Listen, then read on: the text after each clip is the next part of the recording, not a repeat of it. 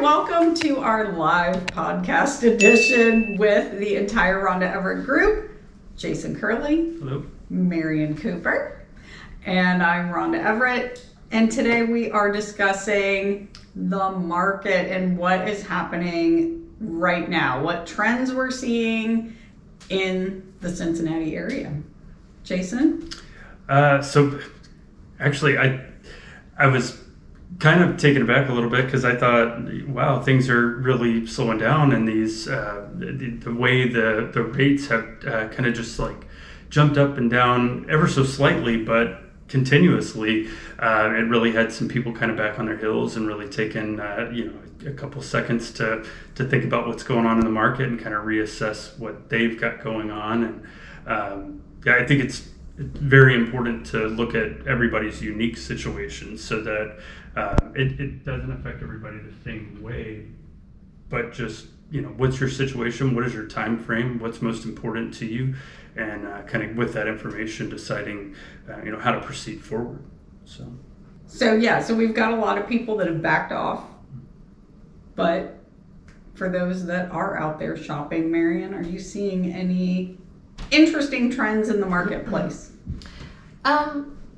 Definitely starting to see things come back that we haven't seen in a couple of years, like carpet or flooring allowances or paint allowances, things like that we rarely saw over the last 2 years. I'm starting to see it more often. I'm actually working with a client listing his property for sale soon, and that's one of the recommendations that I gave him, that we're going to work in to that as a flooring allowance. Prices, I think, to me, it's even more important now. I feel a lot of pressure to get the price right and really have up to the very last second the most recent statistics that I can for my clients on pricing it right. I don't want to make a mistake. I don't want to pull it from the air. I know we have to sometimes, but for me, that's been my biggest difference that I've seen.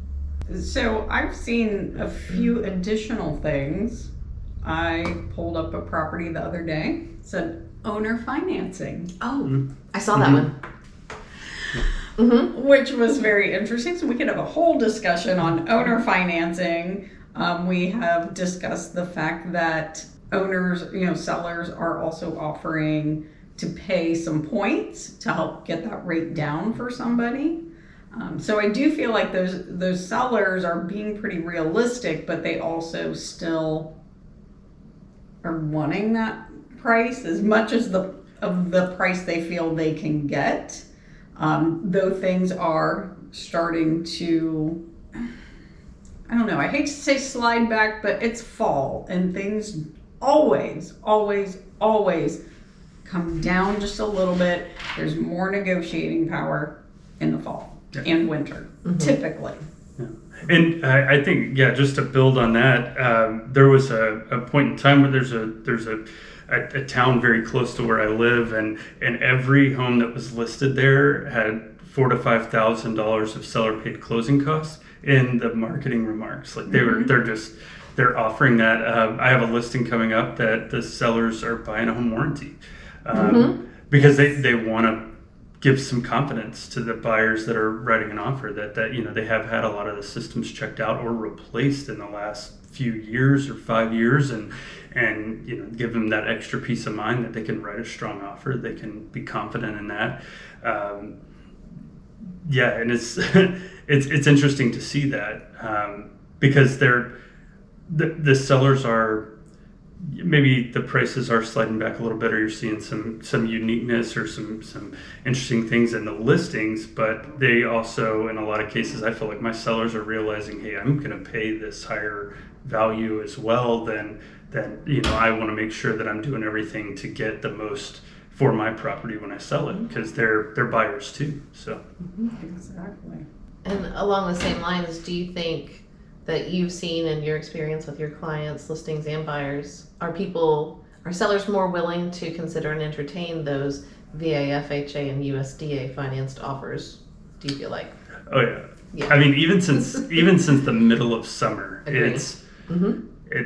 it's been a mind shift where that's not a crazy question now. And you were there yesterday, and we were talking about USDA financing with one of my sellers, and it's just, yeah, that sounds like a great idea to have that opportunity available for somebody.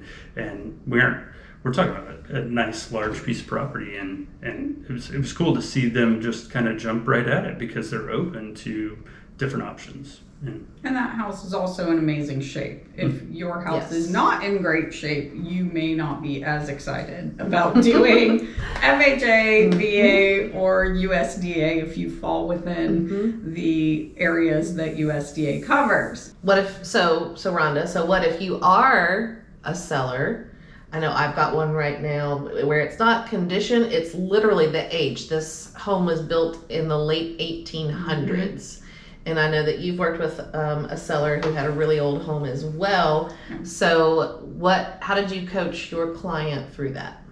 Well, first off, the buyer thankfully loved the house and was willing to pay us what the seller wanted. And so we talked about, okay, we can either take this price or we can keep waiting. We can reduce the price and try to get a different type of buyer. But this girl really wants the house and she just happens to be FHA.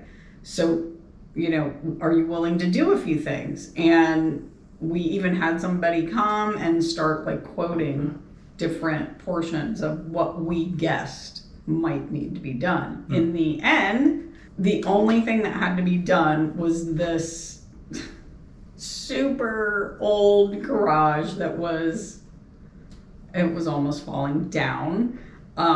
Did need to be painted, as well as the fence. And that's one thing to note, even if the fence wasn't old, did not have old paint, because it was attached to a property that was built in 1890, and that could have had lead paint. Everything had to be touched up. Right. Another thing that came up a couple of times in the last couple of weeks is appraisers. It seems like they're so used to the dollar amounts and the home values they've appraised at for the last few years. They're still doing that. And I had one, and then I have a really good friend of mine that's an agent. She had one where the appraised value came in well above the offer price, and we were all just kind of, wow. But there is a value, and I think that the appraisers are seeing that value not necessarily decrease as quickly as some would think. It's because they're looking at history. Right. You're getting the 11% increase over the last few years. It's the same, and now we get a 3% increase, and so they're still kind of seeing that dwindle down, but not just as quickly as everyone else sees it or feels like it's coming down. So yeah, I thought that was another interesting thing that came up. So, and that makes buyers thrilled because they really have instant equity on the purchase of their home. Absolutely. Exactly. So hopefully that helps to answer your questions about the trends that are happening here in Cincinnati in the real estate market. And as always, remember to like, share, and subscribe. We'll see you next time.